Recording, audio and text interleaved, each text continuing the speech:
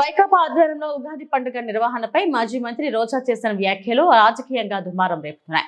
కూటమి ప్రభుత్వం గాడిదలు కాస్తుందా అన్న రోజా వ్యాఖ్యలను తీవ్రంగా ఖండిస్తూ టీడీపీ ఎమ్మెల్యేలు తిరుపతి ప్రెస్ క్లబ్ లో మీడియా సమావేశం నిర్వహించారు.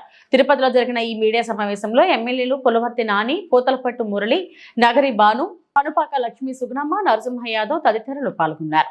ఈ సందర్భంగా వారు మాట్లాడుతూ రోజా చేసిన వ్యాఖ్యలు అసభ్యకరంగా ఉన్నాయని, ప్రజలను తప్పుదోవ పట్టించే ప్రయత్నమని విమర్శించారు. కూటమి ప్రభుత్వంపై అనవసర ఆరోపణలు చేయడం మానుకోవాలని హెచ్చరించారు.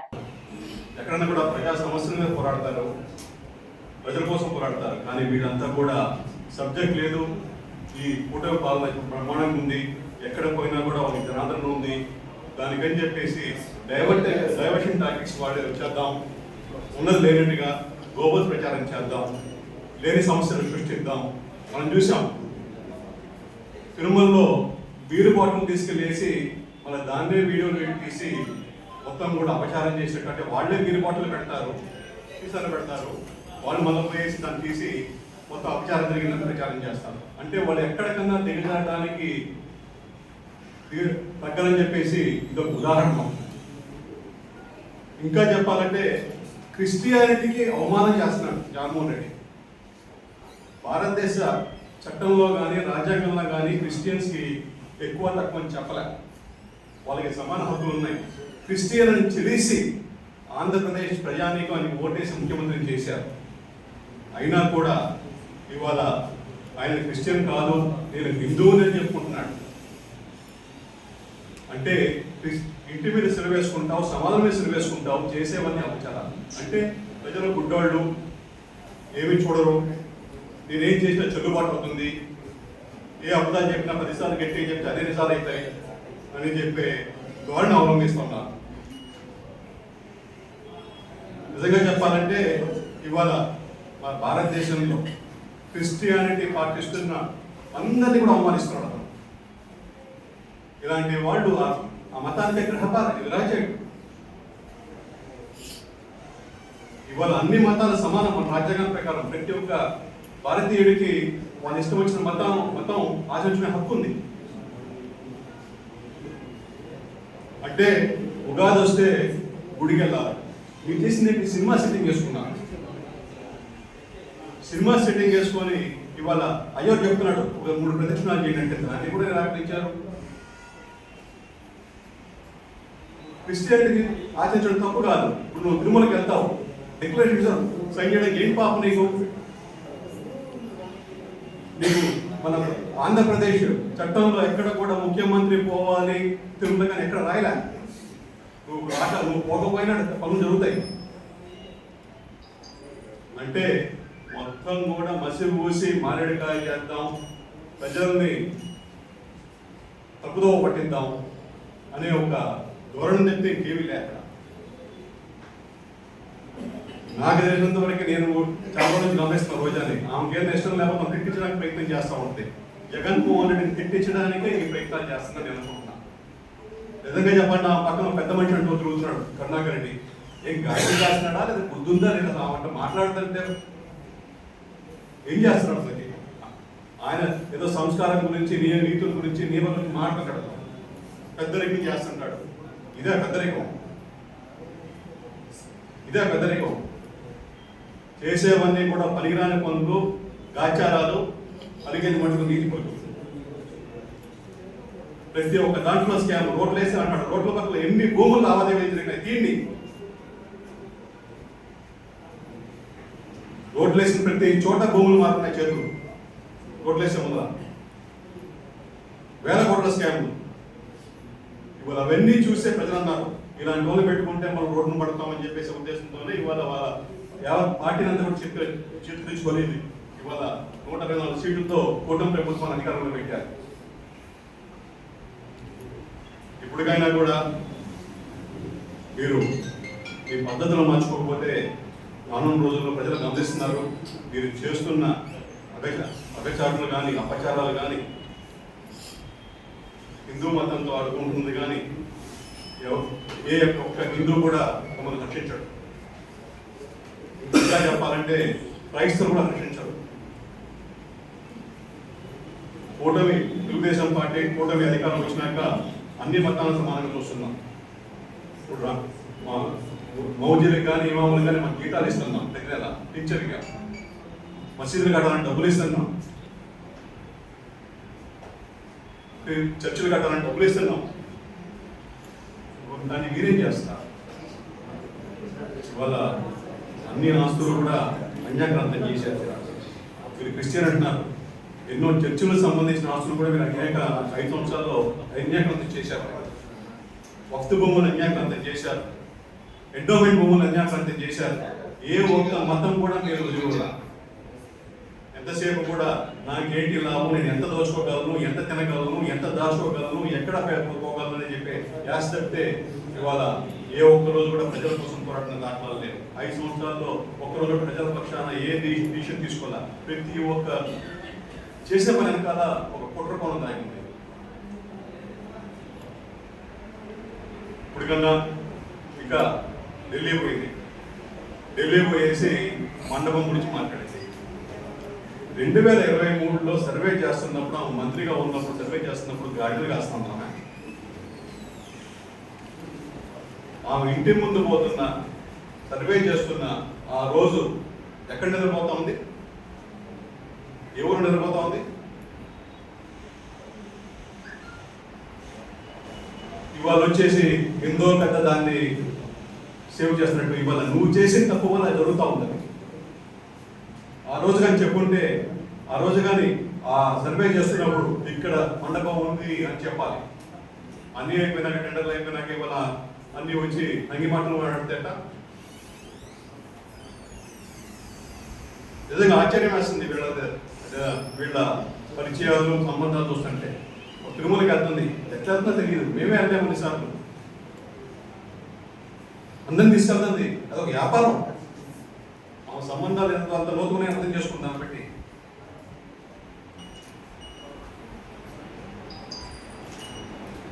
ఇదే విధంగా కానీ రోజా మాట్లాడితే ఆమెకైతే నా దేశంతో టికెట్ అయితే ఇచ్చేది లేదు, చచ్చేది లేదు.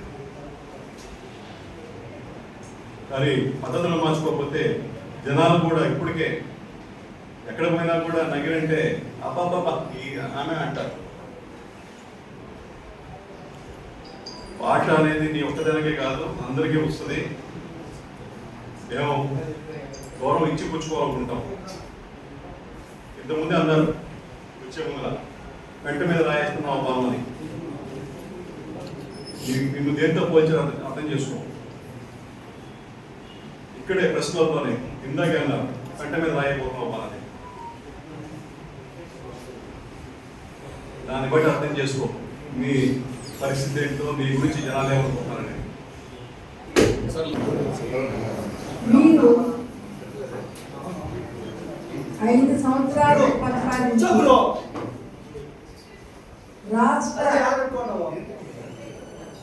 ఆంధ్ర రాష్ట్ర పురోగతిని అధపాతాళానికి తొక్కేసి రాష్ట్ర రాజధాని ఏది అంటే చెప్పుకోలేని పరిస్థితుల్లో ఆంధ్ర రాష్ట్ర ప్రజల్ని పెట్టి ఈ రోజున 20 నెలలకే మేము అభివృద్ధి చేసి చూపిస్తే ఓర్వలేక ఏదేదో మాట్లాడుతున్నారు. ఏది జరగలేదు అనేది ప్రజల్లోకి రండి, మేము రెడీగా ఉన్నాం. 1వ తారీఖు ఆదివారం వస్తే అంతకు ముందు రోజే 30 కానీ 31 కానీ ఆ రోజు ప్రతి ఒక్కళ్ళు ప్రతి ఇంటికి వెళ్ళి పెన్షన్ నెమ్మని చెప్పిన మాట మా నాయకుడు. అటువంటిది ఏమి స్కీములు వస్తున్నాయి, ఏమొస్తుంది అని చెప్పని మాట్లాడండి. మీరు పచ్చ కావడం రోజుకి లోకమంతా పచ్చకుంటుందంట. మీరు చేసినట్టే మిగతా ప్రభుత్వాలు కూడా చేస్తుంది అని చెప్పని మీరు అందరూ అనుకుంటున్నారు. కాదు, మేము చేసి చూపిస్తున్నాం కాబట్టి మీరు తట్టుకోలేకపోతే పాపులారిటీ చూసి కూడా భయం లేకుండా ఉండే విధంగా ఈరోజు కూటమి పరిపాలన అందిస్తుందంటే దాంట్లో ఎలాంటి సందేహం లేదు. ఈరోజు చెప్పింది చెప్పినట్టుగా సూపర్ 6 విధానం కానివ్వండి, స్త్రీశక్తి విధానం కానివ్వండి, యువశక్తిని ఉపయోగించడంలో యువగలంలో కానివ్వండి, అదేవిధంగా రాయలసీమ జోన్ డెవలప్మెంట్ కానివ్వండి, అన్నీ కూడా ఏ విధంగా అయితే చెప్పారో ఆ విధంగా అంచెలంచెలుగా ప్రణాళికాబద్ధంగా కూటమి ప్రభుత్వం పరిపాలన అందిస్తూ మొట్టమొదటిగానే మరి 3,000 ఉన్నటువంటి పెన్షన్ని భరోసా కింద ఎవరైతే కుటుంబంలో నిరాధారణకు గురై ఉంటారో వారందరికీ కూడా 4,000 పెన్షన్ చేసి, ఫిజికల్ హ్యాండిక్యాప్కి 6,000 పెన్షన్ చేసి, డయాలసిస్ వాళ్ళకు 10,000 పెన్షన్ చేసి, పూర్తిగా బెడ్రీడన్ అయిన వాళ్ళకి 15,000 రూపాయల వరకు కూడా ఇచ్చి గవర్నమెంట్ పరిపాలన సాగిస్తే ఏప్రిల్, మే, జూన్ 3 మాసాలకు కూడా 3,000 రూపాయలు, అంటే ఏప్రిల్ నుంచి లెక్క కట్టి మొట్టమొదటి పెన్షన్ 7,000 రూపాయలు ఇచ్చింది చంద్రబాబు నాయుడు కూటమి ప్రభుత్వం కాదా అని నేను ప్రశ్నిస్తున్నాను.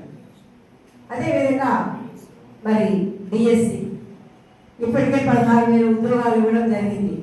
మేమేమి కళ్ళబల్లి మాటలు చెప్పడం లేదు. మీ ప్రభుత్వం లాగా మీ ప్రభుత్వం నవరత్నాలు అని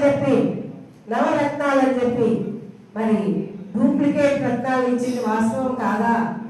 ఆ రోజున ప్రజలందరూ కూడా అనుకోలేదా అని నేను ప్రశ్నిస్తున్నాను రోజా గారిని. అదే కాకుండా మీరు అబద్ధాలతోనే గద్దెనెక్కిన మాట వాస్తవం కాదా అని కూడా నేను ప్రశ్నిస్తున్నాను.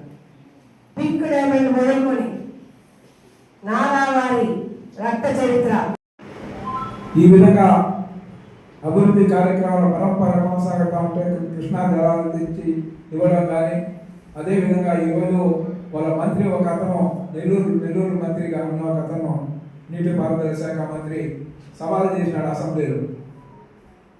వర్కులే కంప్లీట్ చేయకుండా ప్రభుత్వం పీరియడ్ అయిపోయింది. మళ్ళా ఇప్పుడు కేంద్రం నుంచి నిధులు తీసుకొని పోలవరం ప్రాజెక్ట్ని పట్టాలు ఎక్కించి త్వరలో కంప్లీట్ చేసే విధంగా పనులు చేస్తూ ఉండేది మేము.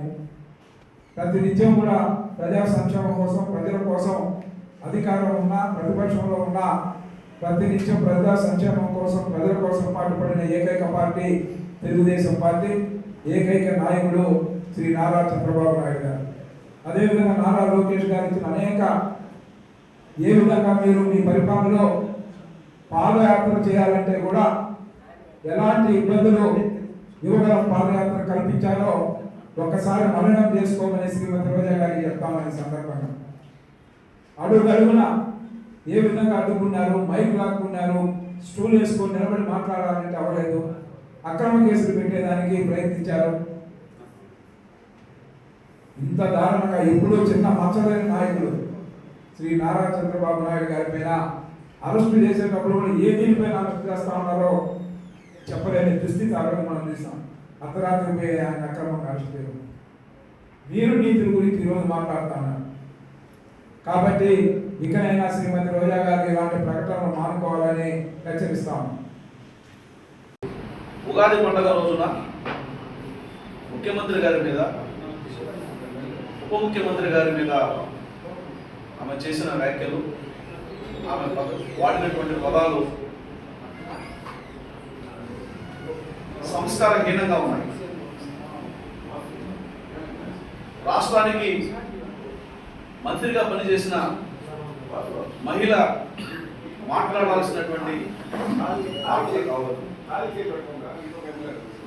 రాజకీయాలలో మాటలు, చేతలు సంస్కారవంతంగా ఉండాలి. సంస్కారవంతంగా మాట్లాడాలనే రోజు ప్రజలు తగిన బుద్ధి చెప్తారన్నటువంటి విషయాన్ని తెలియజేస్తున్నాం. ఆమె మాట్లాడారు, వాళ్ళ నాయకుడట భార్యతో కలిసి ఉగాది పండుగ చేసుకున్నాడట. చేసుకో, ఎవరు వద్దన్నారు? అక్కడ వరకు ఓకే. పలానా వాళ్ళు గాడిదలు కాస్తున్నారా అని మాట మాట్లాడటం చేయమనే మీ ఉద్దేశం. మీ నాయకుడిని దేంట్లో ఆదర్శంగా తీసుకోవాలి? మీ నాయకుడిని ఏ రకంగా ఆదర్శంగా తీసుకోవాలి? సిగ్గు లేకుండా ఒక మహిళ వయ్యుడు కూడా ఇలాంటి మాటలు మాట్లాడడం మంచి పద్ధతి కాదని హితో పలుకుతున్నాం. రెండవది, మాటకొస్తే ఆమె గాడిదలు కాస్తున్నారా అంటున్నారు. గాడిదలు కాసే అవసరం నీకు త్వరలో రావచ్చు. ఎందుకంటే మొన్న మంత్రిగా పనిచేసావు కాబట్టి కొంత ఏదో ఈ 4 సంవత్సరాలు ప్రజల్లో అంట తిరగచ్చు. నెక్స్ట్ 2029 తర్వాత మీ పని అదే కాబోతుంది. ఎందుకంటే పదే పదే ఒకరి నోట్లో ఒక మాట వస్తుందంటే అది జరిగి తీరుతుంది. మీరు ఎప్పుడు చూసినా, ఎక్కడ చూసినా, ఎవరు చూసినా ఇదే రకంగా గాడిదలు కాస్తున్నారా అని మీకు గాడిదలు కాయాలన్నటువంటి కోరిక, ఉపలాటం ఎక్కువగా ఉన్నట్టుంది. గాడిదలు మీకు అవసరమేమో. కాబట్టి మీరు గాడిదలు కాయడం ఖచ్చితంగా 2029 తర్వాత ఖాయమన్నటువంటి విషయాన్ని గుర్తుపెట్టుకోమంటున్నా. ఏం మాట్లాడుతున్నారు? హైందవ సనాతన సాంప్రదాయాల గురించి, విధానాల గురించి మీరు నారా చంద్రబాబు నాయుడు గారికి నేర్పడమా? మీరు పవన్ కళ్యాణ్ గారికి నేర్పడమా? సనాతన సాంప్రదాయాల పరిరక్షణ కోసం గలం విప్పినటువంటి నాయకుడు పవన్ కళ్యాణ్ గారు. సనాతన సాంప్రదాయాల పరిరక్షణ కోసం ప్రభుత్వం ఏ రకంగా ఉండాలని దేశానికి చూపించినటువంటి వాడు నారా చంద్రబాబు నాయుడు గారు. మీరు సెట్టింగ్లు వేసుకొని, ఎడిటింగ్లు వేసుకొని, కట్టింగ్లు వేసుకొని ఆఖరికి నిన్న నేను కూడా వీడియో చూశా. క్షమాపణ చెప్పాలి. అర్చకులు చెప్తున్నారు, క్షమాపణ చెప్పినప్పుడు ఇలాగో లెంపలు వేసుకోవడం జరుగుతుంది. ఆ లెంపలు వేసుకునే సంస్కారం కూడా మీ నాయకుడికి లేదు. ఈ వైసీపీ ప్రభుత్వంలో గతంలో ఉన్న ఎమ్మెల్యేలు ఏ విధంగా చేసినది ఇదొక నిదర్శనం. చంద్రగిరి నియోజకవర్గం నిదర్శనం. మీ ద్వారా రోజా తల్లికి చెప్తున్నాం, మా నాయకుడు మాకందరికి సంస్కారం నేర్పించినాడు కాబట్టి నువ్వు మాటలు నేను మాట్లాడలేకపోతున్నావు. నీకు తెలుసు, నువ్వు కూడా తెలుగుదేశం ఇక్కడి నుంచి చదువుకుని వెళ్ళిన వ్యక్తే. ఇక్కడ నాయకత్వం ఎట్లుంటుంది నీకు తెలుసు. నీకు ఏదైనా మార్పులు కావాలి, లేదా రేపు నీ సీటు మారుస్తారన్న ఉద్దేశంతో ఏదంటే అవాకులు చెవాకులు మాట్లాడినామంటే 100% ఈసారి మహిళా నాయకత్వం ఓర్చుకొని ఉండదు. పవన్ కళ్యాణ్ గారి గురించి మాట్లాడుతున్నావు. ఏం తెలుసు నీకు పవన్ కళ్యాణ్ గురించి? ఆయన ఈరోజు హిందుత్వం పైన ఉండొచ్చు, అన్ని మతాల పైన ఉండొచ్చు, అందరి కోసం పోరాటం చేస్తున్న వ్యక్తి అతను. నువ్వు ఏదో ఒకటి మాట్లాడి ఏదో విధంగా ఆది నాయకత్వం మెప్పు పొందాలంటే ఏ రోజు ఒక రోజు దానికి చెల్లవుతుందని మీ ద్వారా తెలియజేసుకుంటున్నా. ఒకటి క్లారిటీ వైసీపీ నాయకులకి, వీరి తిరుపతి జిల్లాలో ముఖ్యంగా కలిగ వెంకటేశ్వర స్వామి పక్కన కాళహస్తి ఈశ్వరుడు, తిరుచానూరు పద్మావతి అమ్మవారు, మంగాపురంలో వెంకటేశ్వర స్వామి, అదేవిధంగా మన అప్లాయకుంట వెంకటేశ్వర స్వామి, తలకోన ఈశ్వరుడు ఉండేది తిరుపతి జిల్లాలో. ఇటువంటి జిల్లాలో మీరు శాంతి భద్రతలు సమస్యలు తేవాలని మీరు చూస్తున్నారు. తెస్తే ఆ కలిగ వెంకటేశ్వర స్వామితో పాటు వీళ్ళందరూ కూడా తగిన బుద్ధి చెప్పే టైం వస్తారు మీకందరికీ. మీరు మాట్లాడుతున్నారు మా పెద్ద చంద్రబాబు నాయుడు గారి గురించి మాట్లాడుతున్నారు. ఆయనతో మీకు తెలుసు, అంత పెద్ద బ్లాస్టింగ్ లో ఈరోజు బయటపడ్డారంటే ఆయనకి కలిగ వెంకటేశ్వర స్వామి కాపాడాడు. ఈరోజు ముఖ్యమంత్రి అయిన తర్వాత తిరుమలని ఏ విధంగా పరిపాలన చేస్తున్నట్టు మీరు చూసుంటారు. పారదర్శకంగా ఎమ్మెల్యేలు కూడా గతంలో ఎమ్మెల్యేలు రోజు వెళ్ళేవాళ్ళు, ఈరోజు 15 రోజులకు ఒకసారి వెళ్ళాలి. కుటుంబంతో వెళ్ళాలన్నా, ఎవరితో వెళ్ళాలన్నా, ఒక ఎంపీలు వెళ్ళాలన్నా ఆ విధంగా చేస్తున్నారు పారదర్శకంగా. నువ్వు ఇష్టంగా మాట్లాడుతున్నావు. నోరు అదుపులో పెట్టుకోవాలి తల్లి. నువ్వు సూపర్ 6 పథకాలు అంటున్నావు. గెలిచిన 20 నెలల్లో 90% సూపర్ 6 పథకాలు ఇచ్చిన ఘనత నారా చంద్రబాబు నాయుడు దక్కింది. మీలాగా నవరత్నాలు అని చెప్పి 9 కోట్లు దోచుకొని వివిధ రూపాలను ఎవరు దోచుకోలేదమ్మా. చెప్పిన మాట ప్రకారం యువతకు ఉద్యోగాలు ఇచ్చారు. సుమారు 16,800 మందికి డిఎస్ ఉద్యోగాలు ఇచ్చారు. సుమారు 11,000 మందికి పోలీస్ కానిస్టేబుల్ రిక్రూట్మెంట్ ఇచ్చారు. ఈ రోజు నిన్న జాబ్ క్యాలెండర్ కూడా రిలీజ్ చేశారు. అదేవిధంగా రైతులకి పిఎం కిసాన్ కింద ఉండొచ్చు, అన్నదాత సుఖీభావం కింద ఉండొచ్చు, 3 విడతలు ఇచ్చి 20,000 రూపాయలు కూడా ఈరోజు ఇవ్వడం జరిగింది చంద్రబాబు నాయుడు గారు. శ్రీశక్తి పథకం మహిళా సోదరులు ఎక్కడ వెళ్ళినా, కుప్పం నుంచి ఇచ్చాపురంకి ఎక్కడికి వెళ్ళినా ఆర్టీసీ బస్ ఫ్రీ అని చెప్పి అది చేస్తున్నారు. తల్లికి వందనం, ఇంట్లో ఎందుకుంటే అందరు పిల్లలకి అర్హులైన వాళ్ళందరికీ కూడా 15,000 రూపాయలు ఇవ్వడం జరుగుతా ఉంది. చెప్పిన ప్రకారం పెన్షన్లు అన్ని 3,000 నుంచి 4,000, 6,000, 10,000, 15,000 రూపాయలు చేసిన ఘనత నారా చంద్రబాబు నాయుడు ఉంది. 1వ తారీఖు అయితే జీతాలు ఇస్తున్నాడు. ఎక్కడ మేము చంద్రబాబు నాయుడు చెప్పిన పథకాలు ఎక్కడ చేయలేదమ్మా. రోజా గారు, మేము మాట్లాడాలంటే ఇప్పుడే మా ఎమ్మెల్యే మురళి గారు చెప్పిన విధంగా మేము మాట్లాడి చాలా మాకు 4 ఎంపులే, నీకు దానికే కాదు 4 మాకు ఎంపులే. మగవాడు మాట్లాడే భాష ముందు మీరు మాట్లాడి చాలా తక్కువ. కానీ మా నాయకుడు చంద్రబాబు నాయుడు గారు కానీ, లోకేష్ బాబు గారు కానీ, పవన్ కళ్యాణ్ గారు కానీ మాకందరికీ